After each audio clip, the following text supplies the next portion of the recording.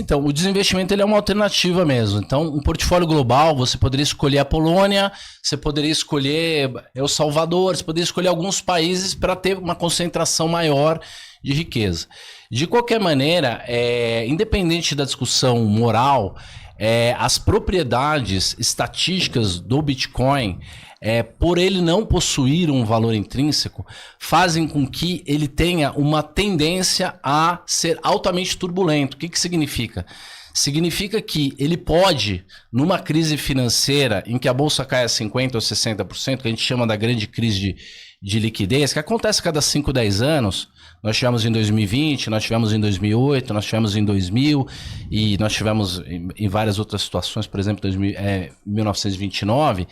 Nesse momento, é de se esperar que o Bitcoin tenha uma volatilidade, uma queda, na verdade, né? Que ele vá para a cauda, que a gente chama, que ele caia cerca de talvez 90%. Você concorda com isso? O Bitcoin já caiu 80%, 90% várias vezes. Tem um gráfico que eu deixei disponível aqui. Se eu coloca para a gente, Eduardo, faz favor. É isso. A volatilidade do Bitcoin é zero. Esse aqui eu vou mostrar depois. Esse aqui. Então, o que é esse cara aqui? O branco é o preço do Bitcoin. Ele parou lá no começo de 24, mas está mais ou menos assim. E o vermelho é um ETF da Bolsa de Tecnologia Americana chamada Nasdaq, alavancado 3 vezes. Ele chama Willow Tree ali, ó. Ele é o Nasdaq, o NDX alavancado 3 vezes. Então veja que, pelo menos visualmente, ele se comporta muito com a Bolsa Americana da tecnologia alavancado 3 vezes. Então é de se esperar que se o Nasdaq cair 60%... O Bitcoin vai acompanhar. Não mais, né? Porque esse cara é alavancado 3 vezes. Esse é o alavancado, então vai cair bem mais. Então. Uns 90% de se esperar numa queda de 60% do Nasdaq. Eu acho isso uma grande oportunidade de comprar o Bitcoin, se ele não vale zero. Então o Bitcoin ele é um ativo especulativo muito bom, muito poderoso. Você usa os derivativos para se beneficiar, você pode fazer um balanceamento dinâmico, mas ter todo o seu patrimônio num cara que numa crise financeira vai cair 90%... O gráfico está provando não vale a pena. Que é uma coisa... Eu acho que a gente não... é muito legal. Eu já vou terminar. Não, é arriscado. Mas tem que ver qual o risco. Eu já vou terminar. Eu acredito que a gente não deveria começar com mais do que 10% do Bitcoin. Na medida que ele é muito agressivo e que ele sobe muito quando está sobrando dinheiro, ele tem essa natureza de se valorizar muito, o que traz opcionalidade para o Bitcoin. Na medida que o 10 vira 15, vira 20, você vai deixando ele crescer na tua carteira, mas você vai também tirando um pedaço. Ele foi para 15, você volta para 12. Ele foi para 20, você volta para 14. Entendi. E na queda, você vai recomprando ele, só que mais devagar. Por quê? Se você quiser fazer o comentário, faça aí, eu vou falar do critério de Kelly. O negócio é o seguinte, mais liberdade em regra deixa as pessoas mais livres, mais ricas. Mais liberdade em regra deixa as pessoas mais ricas, mas nem todo mundo. Que elas sejam elevadas, né? Tem pessoas que são destruídas quando você dá mais liberdade e mais dinheiro a ela, não acontece isso? Inclusive tem estudos estatísticos que mostram que a maioria das pessoas que ganharam na loteria foram destruídas, perderam emprego, perderam a família. Isso, quando você dá muita liberdade à pessoa, muitas vezes ela se destrói. Aí, com o tempo, as pessoas vão aprendendo, né? Os mercados não são perfeitos.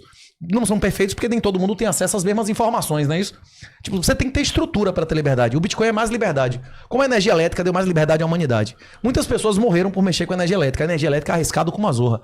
Nesse sentido aqui, esse gráfico prova que o Bitcoin, ele é um ativo ótimo. Por quê? Se você fosse alavancar Nasdaq em 3 vezes nesse período, você teria tomado uma chamada de margem. Com o Bitcoin você não toma. Ele é alavancagem grátis, porque não tem funding, e sem chamada de margem. Ou seja, é um ativo ótimo. Se você pegar um índice de uma opção sem investimento. Exatamente. E com VE puro. Pois não, é um baita ativo. É por isso que você pegar todos os índices de treino, de agência, todos os índices de risco-retorno, risco financeiro, os índices do Bitcoin são incomparáveis com qualquer ativo ou categoria de ativos. Ele tem um risco absurdo, mas o retorno é absurdamente maior do que a probabilidade de erro.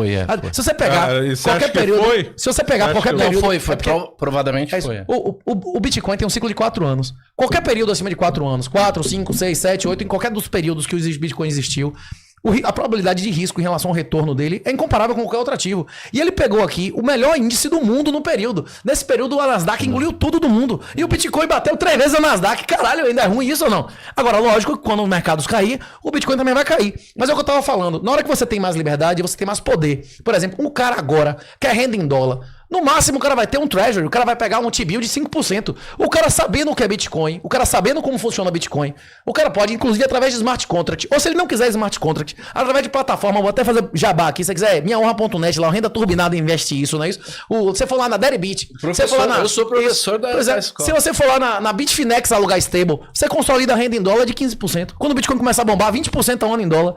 Mas, meu Deus, que porra é essa? 20% ao ano em dólar, hipercolateralizado. Tem mais patrimônio garantindo ali do que o valor que você vendeu. Agora, para fazer acessar esse tipo de produto, tem que estudar, não é isso? Aí você não tá ganhando apenas sobre a remuneração do dinheiro, também sobre o risco da plataforma. Mas você não é favorável de deixar só 10% em Bitcoin? Depende da pessoa. Tem pessoas que valem a pena investir 1000% em Bitcoin.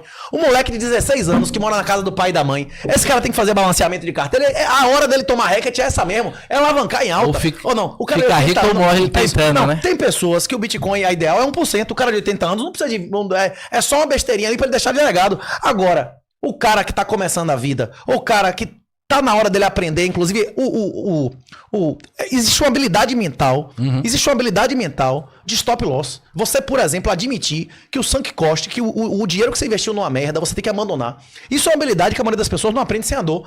Tem que alavancar no início da vida. O cara com 14, 15, 18 anos, lá universitário, mete-lhe bronca, 200, 300%. Agora, tem que ver qual tipo de alavancagem e se tem chamada de margem, não é isso? Aqui foi uma demonstração que o Bitcoin é uma alavancagem sem chamada de margem e sem custo de funding, não é isso? Sobre 3 vezes sobre o melhor índice do mundo no período, não é isso? Perfeito. Então, por que a gente deveria... Então, você falou que pode ser 100%, pode ser 1%. Não, o de 1... Não, 100 não. Pode ser 1000. 1000. Michael Saylor, MSTR na Bolsa Americana, ele rende 120% do Bitcoin. Porque ele tem mais Bitcoin do que tem asset. E esse cara pegou empréstimo de dólar num custo médio de 3% ao ano. É caro ou barato? Barato pra caralho, não é isso? Você não queria ter uma empresa que você tem dólar a 3% ao ano, menos que o T-bill, e o cara alavancado em Bitcoin, ou não? Eu acho que o Michael Saylor vai quebrar, mas comprar as ações dele pode ir para zero, não tem problema, e pode ir para infinito. Então isso é opcionalidade, não tem problema poder ir para...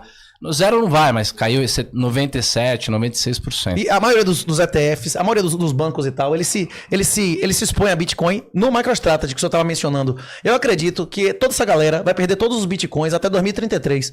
Por quê? Iminente domain em inglês, né? Isso, desapropriação. O governo americano pode fazer com o Bitcoin que fez com ouro, dizer assim, esse Bitcoin é todo meu, agora toma em dólar. Se tiver em fundo, pode. Não, no caixa da empresa americana, com sede nos Estados Unidos. No dia seguinte, o Bitcoin vai valer mais ou menos que os Estados Unidos compre 10% dos Bitcoins. Ele pode tomar, sim. E no dia seguinte, valeria mais ou menos o Bitcoin. Vai valer mais. Se o governo americano secasse metade dos Bitcoins à venda na história da humanidade. Qual que é a porcentagem dos Bitcoins que estão perdidas? Só tem estimativas em relação a isso. Tem gente que estima entre 3 e 5 milhões. Mas isso não é uma fração, tipo 1/3, 1/4 do que estão à venda. A maioria dos Bitcoins, 70% dos Bitcoins não estão à venda. O Drunken Miller, com a conversa lá com o bilionário, como é o nome do outro? O Tudor Jones, ele falou com o cara e disse, rapaz, essa porra caiu 90%. E 77% não venderam. Esses caras não são investidores. É a minoria intransigente de Taleb, não é isso? Sim. Esses caras são como é o nome? Zelotes religiosos, né?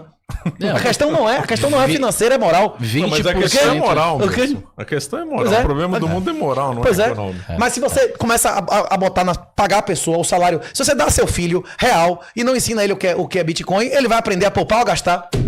Ele vai aprender a acumular. Não, tem muita gente que poupa em real. Se você ensinar poupa em dólar. Se poupa em real, vai ser obliterado, vai aprender que não é pra poupar. Exatamente. Eu considero que a riqueza ela é composta de 5 tipos de riqueza complementares, né? Então, primeiro tipo de riqueza é a riqueza financeira e material. Segunda, saúde. Terceira é o conhecimento. O quarto é o tempo, a gestão de tempo, a capacidade de gerir tempo. E o quinto é espiritual, emocional, domínio da mente. Se você dá muito de uma dessas riquezas, especialmente se for só dinheiro para essa pessoa, ela vai quebrar, porque falta as outras riquezas. Falta as outras para equilibrar. Então, você tá dando pérola aos porcos. Ela realmente vai se matar mais rápido, né? Então, na medida que você vai ensinando para as pessoas através do conhecimento, da disciplina, da elevação espiritual, do controle e da gestão do próprio tempo, então aí o dinheiro vai ser uma arma positiva para essa pessoa. E boa parte da população, se você liberar tudo para ela mesma, ela vai se matar porque ela ganha loteria, perde a família, perde o emprego. Posso dar um presente aos senhores? Por favor. Pô, o pessoal do livro ali tá não esporro que eu devia ter dado isso no início, pô. Dá um livro de presente pros dois. Inclusive tem de graça na internet. E o senhor vai... Tem de graça na internet. Tem de graça quem quiser. Tem de graça no YouTube ditado, não é isso? Perdão. Você lançou quando? A gente fez um lançamento agora no domingo. Eu escutei no audiobook, hein? Escutei no audiobook.